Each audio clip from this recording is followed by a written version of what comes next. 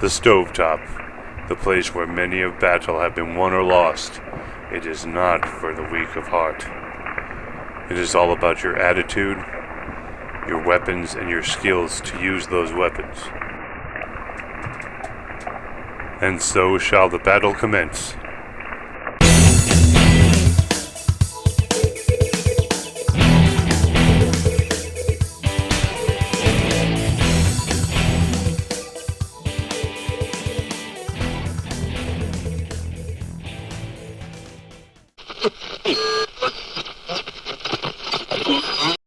Please don't forget to hit the notification bell and subscribe to the channel.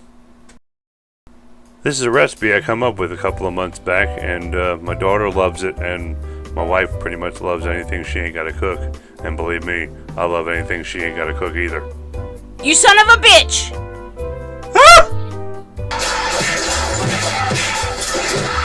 That was just brutal, since it looks like Matt will be out of commission for a while. It looks like the narration of this video is up to me, while Matt licks his wounds. This recipe is a French dish called chicken lazone. The ingredients list and full cooking instructions are listed in the description. In a small bowl, we start by adding 2 teaspoons of garlic powder.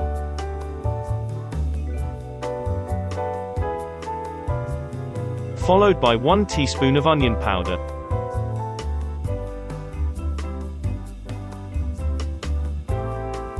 Next, we add 1 teaspoon of chili powder. Followed up by adding 1 teaspoon of paprika.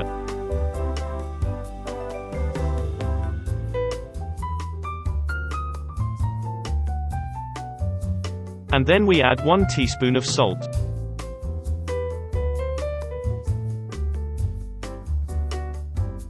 And last but certainly not least, add 1 teaspoon of white pepper. Now that we have all the ingredients in the bowl, we grab a whisk and mix it thoroughly.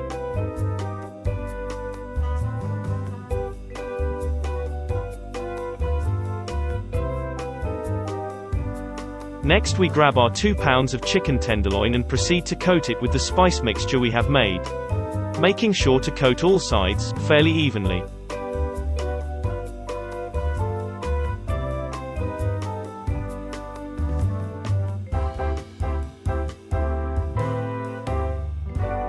The next step is to cook the tenderloins. First things first, coat the bottom of the pan with 2 tablespoons of olive oil. Once up to temperature, add the chicken and start cooking.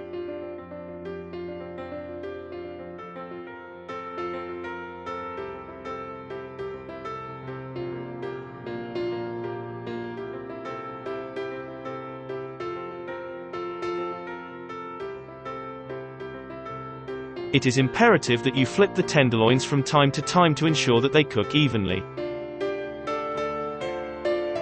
The dangers of undercooked chicken are no laughing matter. Therefore, when cooking chicken, make sure you have a food thermometer so that you can check the internal temperature. Be sure that it is at or above 165 degrees. We go a bit higher just to be safe. Once the cooking process is complete, transfer the chicken to a holding plate and cover while you cook the remaining chicken.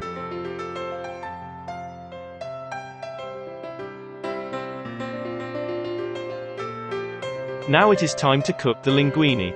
Fill a pot with water and put it on the stove top to boil.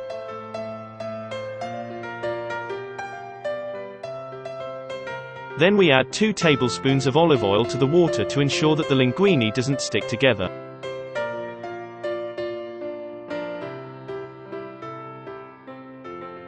From here, we add the linguine to the water once the water has come to a boil. Make sure you stir it often to help ensure that the noodles don't stick together.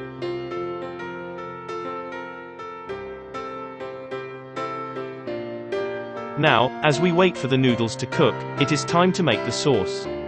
Pour 2 cups of heavy cream into a pan. Next up, add the remainder of the spices that we coated the chicken with to the cream and whisk it thoroughly. Bring it to a boil, stirring occasionally. Once boiling, reduce heat to simmer.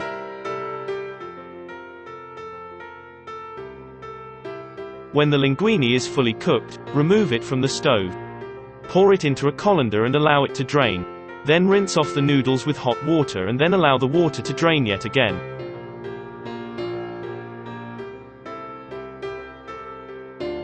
From here, we transfer the noodles into a large bowl. We then coat the linguine with a liberal amount of olive oil so that it will loosen up when it is time to serve. Then we add some black pepper, parsley flakes and salt. There is no specified amount, this is strictly to your tastes.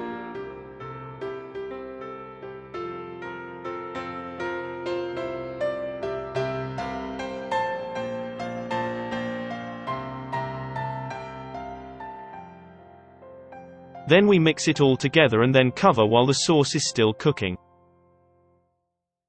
You want to simmer the sauce and stir often while it reduces. This thickens the sauce. When the sauce sticks to the back of the spoon, it is ready. Now it is time to serve. Dish out the linguine onto a plate.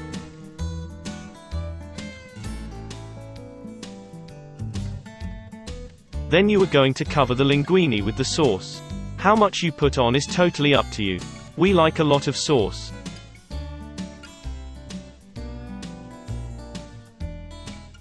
Now it is time to place a few pieces of tenderloin onto the bed of linguine. Next we drizzle the remaining sauce over the chicken. And for the finishing touch, sprinkle some parsley flakes on top. It is now time to serve.